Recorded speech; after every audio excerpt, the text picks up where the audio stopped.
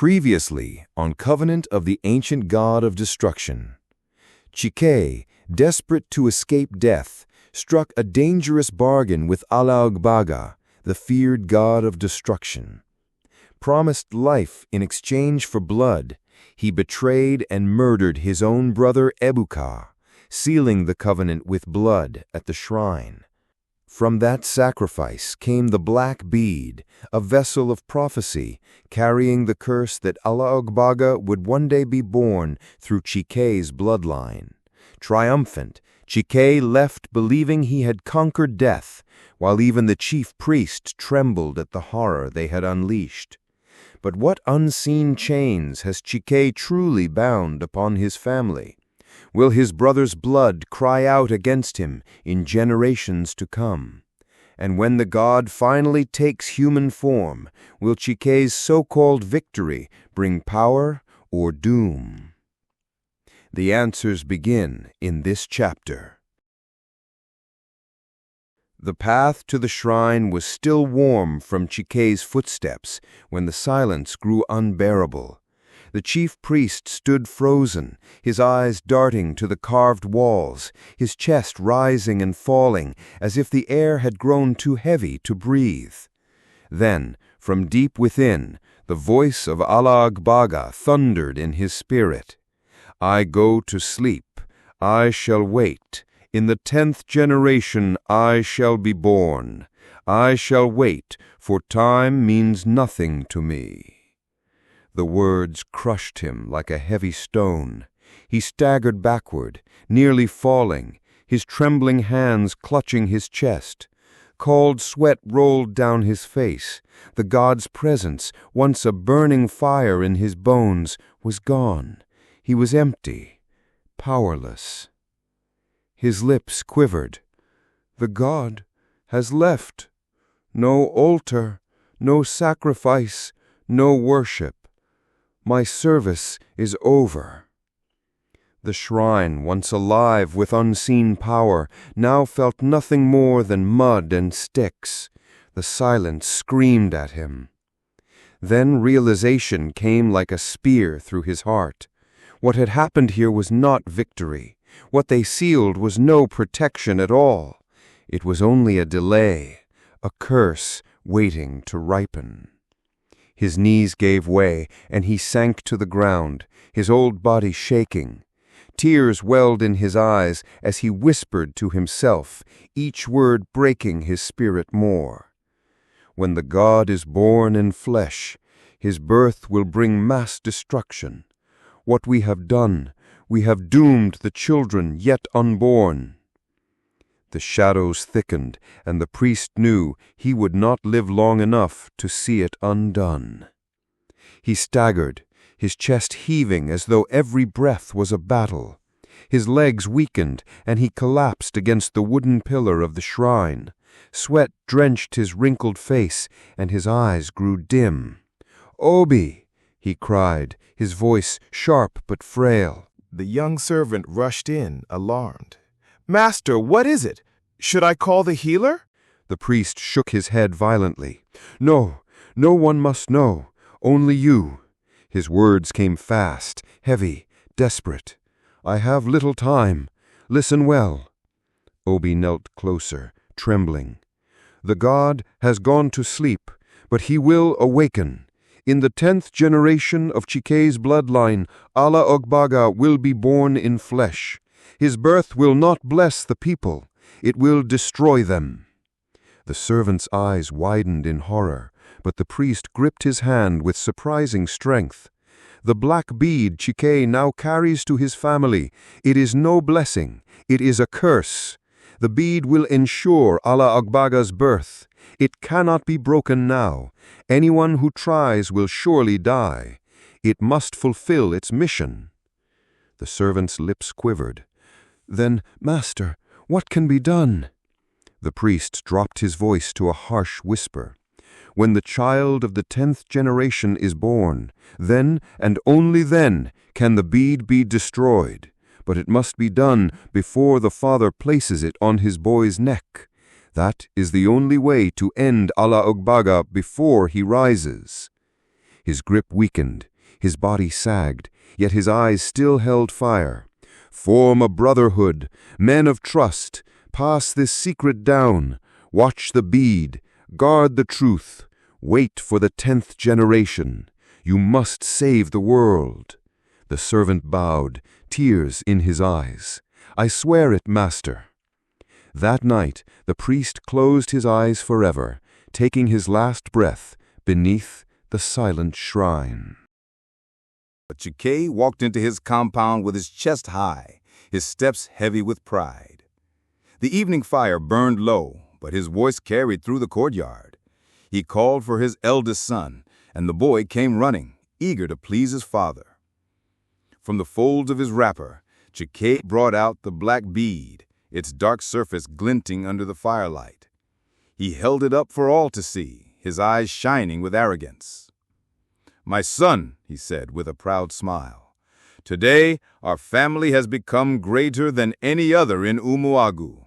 This bead is not ordinary. It is a symbol of power, of the covenant our blood now carries. Take it, guard it. When you become a man, pass it to your son, and he will pass it to his own. Our name will never die.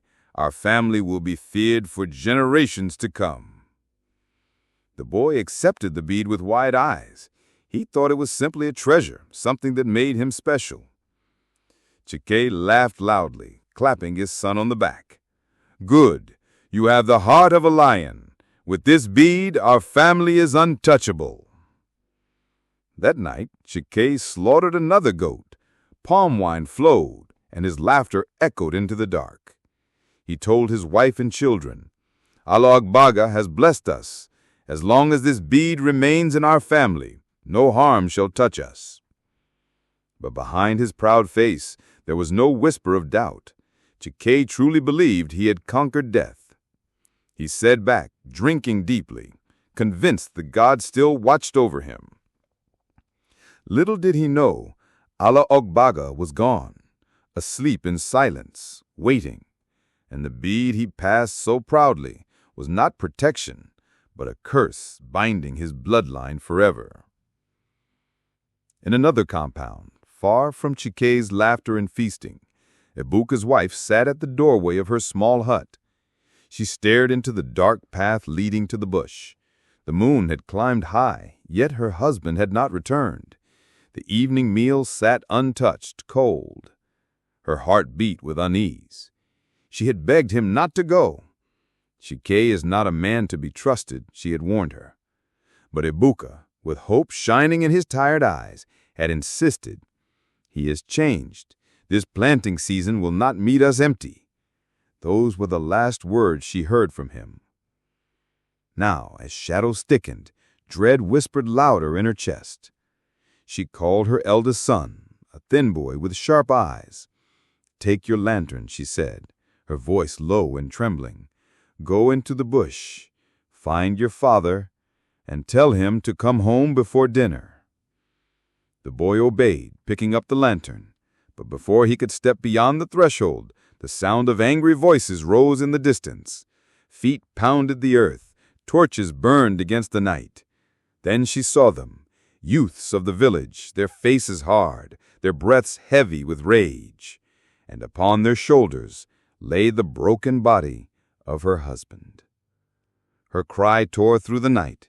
She fell to the ground, beating her chest, wailing until her voice cracked. I told you not to go to him," she screamed, clutching Ebuka's bloodied hand. The cutlass wounds on his body told the story without words. He had been struck again and again, butchered like an animal. The youths laid him gently before her, but their eyes burned with fury. "We found him like this in the bush," one spat, his voice shaking, "and we know whose hand did it." The wife raised her tear-streaked face. "Chike," she whispered bitterly, "you promised him land and gave him death." The villagers gathered, men and women alike, their murmurs rising into anger. "How long shall we keep silent? How long shall we allow Chike to kill and oppress without consequence?" Torches lifted high, voices grew fierce.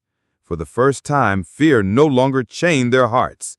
Tonight, the people would march. Tonight, they would confront Chike. The palace courtyard overflowed with bodies. Men, women, and youths gathered, their torches burning bright against the night sky. The air throbbed with anger and grief.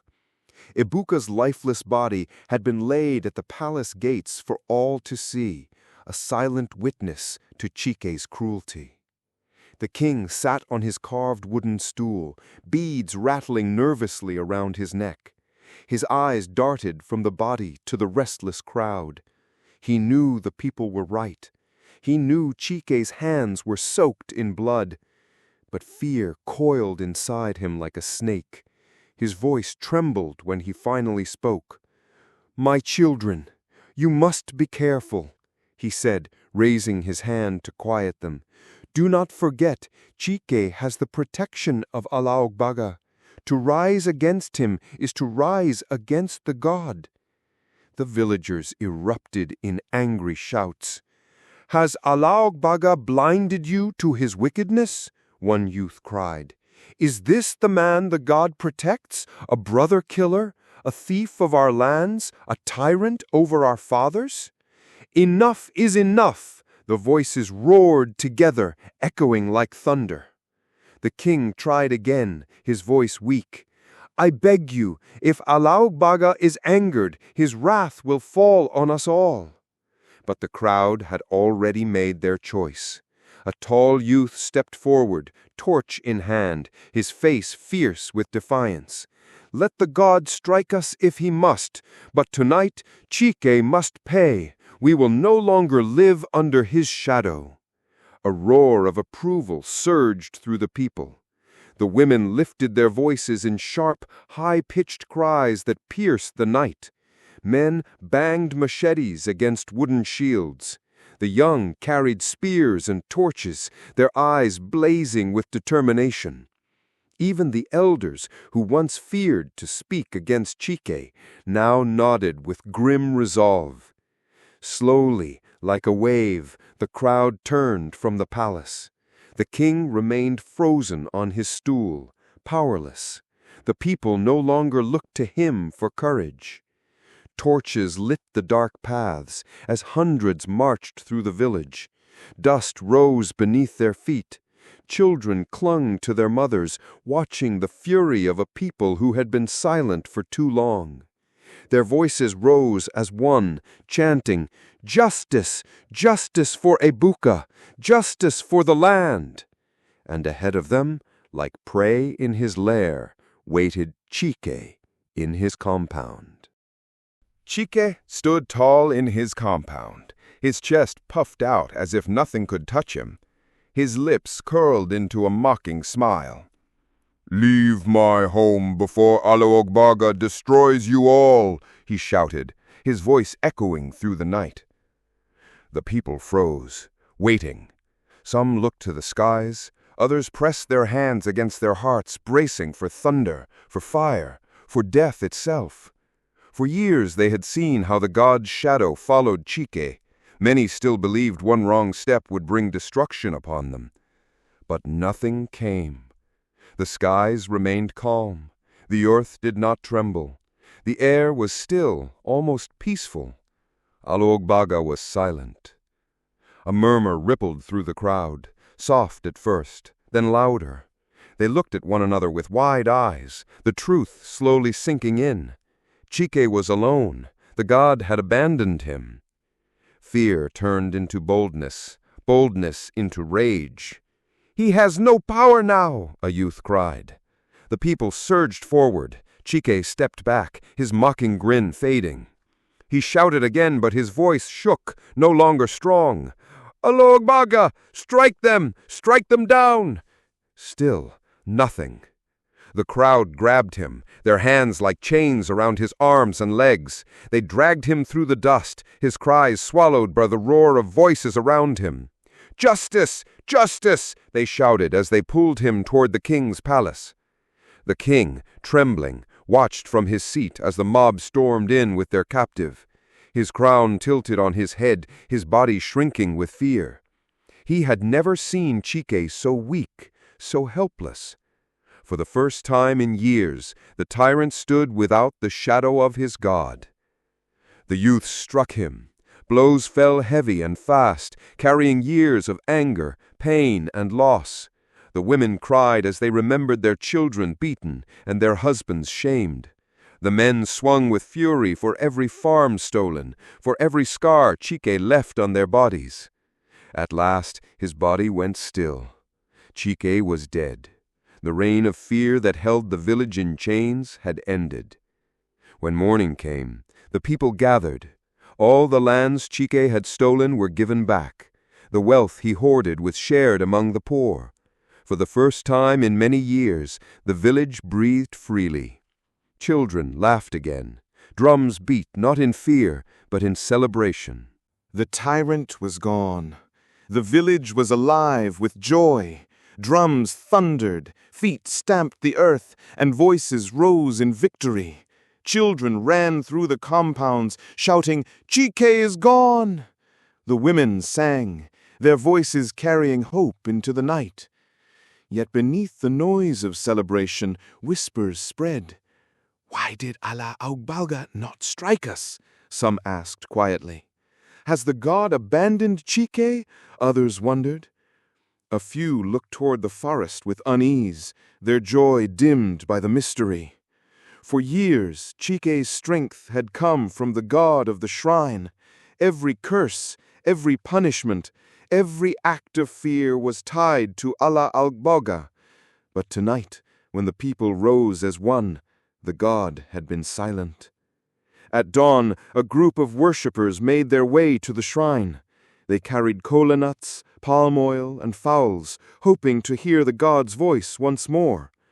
The chief priest and his servant were nowhere to be found. The air inside was heavy, thick with the smell of old sacrifices. They knelt, they called, they waited, but nothing answered. No wind stirred the trees, no flame flickered on the altar. The carved mask of Alaogbaga sat cold and lifeless, its once terrifying eyes now empty. Fear crawled into their hearts. Some fell on their faces, trembling. Others rose in anger. "Where is our God?" they whispered. "Why has he forsaken us?" The silence was louder than any thunder they had known. For the first time, they wondered if Alaogbaga had ever truly been their protector, or if they had only been prisoners of fear. The whispers grew, carrying from house to house. The people were free from Chike, but the shadow of mystery still hung over the village. The god of terror was silent, and silence itself was a riddle. That night, while the village still danced for Chike's death, a different kind of fire burned in the servant's heart. The words of the dying priest echoed inside him like thunder that would not fade. "Pass this truth down. Guard the bead. Destroy it when the child of the 10th generation is born." He knew he could not carry such a burden alone. In silence, he went from hut to hut, calling upon men he trusted. Men of courage, men whose tongues did not wag in the market. By the dim light of oil lamps, they gathered in an abandoned hut at the edge of the forest. Their faces were tense, their eyes sharp. The servant told them everything, the covenant, the curse, and the warning. The god has not died, he only sleeps. And when Chike's line reaches the 10th generation, Alaogbaga will rise again, born in flesh. His coming will bring destruction to the earth. Fear spread through the group, but no one doubted his words. They had seen the silence of the shrine. They had seen a god vanish without a sound. The servant then lifted a carved staff from the priest's hut, the same staff used in sacred oaths. "Swear with me," he said, his voice firm. "We are the Watchers. Our duty is to guard this truth in secret. Through every generation we shall watch the bead. When the time comes, when the cursed child is born, we will destroy both child and bead." One by one, the men placed their hands on the staff. Some closed their eyes, some whispered prayers. Together they spoke in unison. "We are the Watchers. We will keep the oath. We will guard mankind from the god of terror."